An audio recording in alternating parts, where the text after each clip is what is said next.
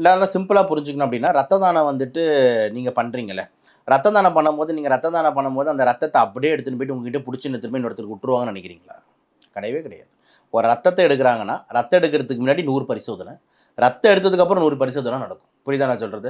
இப்போ ரத்தத்தை எடுக்கிறாங்க அப்படின்னும்போது, ரத்தம் எடுக்கிறதுக்கு முன்னாடி உங்க ஹீமோகுளோபின் நார்மலா இருக்கும். இப்போ எக்ஸாம்பிள் நீங்க தான் பிளட் டொனேட் பண்றீங்க அப்படின்னா, நீங்க மினிமம் 45 கிலோக்கு மேல இருக்கணும்.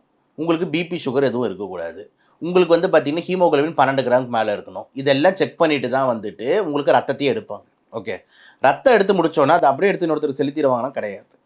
அந்த ரத்தத்தை எடுத்து முடிச்சதுக்கப்புறம் அதை லேப்ல டெஸ்ட் பண்ணுவாங்க. அந்த ரத்தத்தில் ஹெச்ஐவி பாசிட்டிவ் இருக்கா?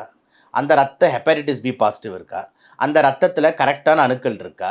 கேன்சர் செல்ஸ் எதுவும் இல்லைல்ல, எல்லாம் செக் பண்ணிட்டு தான் இது நல்ல பிளட்னு சீல் பண்ணி அந்த பிளட் பேங்க்குக்கு அனுப்பப்படும். புரியுதா? யூஎஸ் மாய்ஸ்சரைசிங் அலோவேரா ஜெல்லை யூஸ் பண்ணுங்க. வைட்டமின் இ அடங்கிய யூஎஸ் மாய்ஸ்சரைசிங் அலோவேரா ஜெல்.